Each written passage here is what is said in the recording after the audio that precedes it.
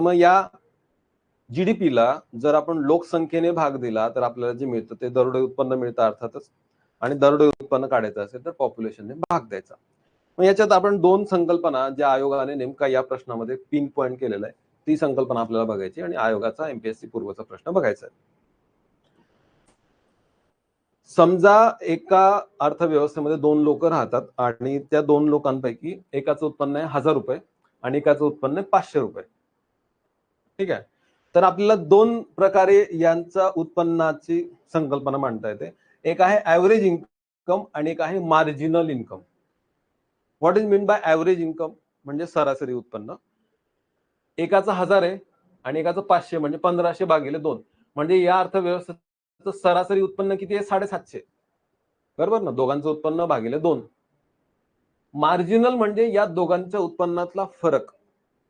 म्हणजे एक 1500 कमवतोय, 1000 कमवतोय आणि एक 500 कमवतोय, म्हणजे त्यांच्यातला फरक किती आहे 500. मग प्रश्न असा आहे की दरडोई उत्पन्न म्हणजे ऍव्हरेज उत्पन्न की मार्जिनल उत्पन्न? उत्तर आहे ऍव्हरेज. सरासरी काढतो ना आपण. सरासरी का काढतो? कारण पॉप्युलेशनने आपण भाग दिलेला आहे.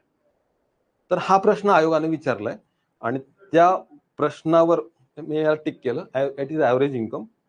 आणि त्या प्रश्नात प्रति माणसी उत्पन्न म्हणजे पर कॅपिटा इन्कम हे देशातील लोकांचे सीमांत उत्पन्न दर्शवते, म्हणजे मार्जिनल इन्कम. हे विधान चुकलेलं आहे.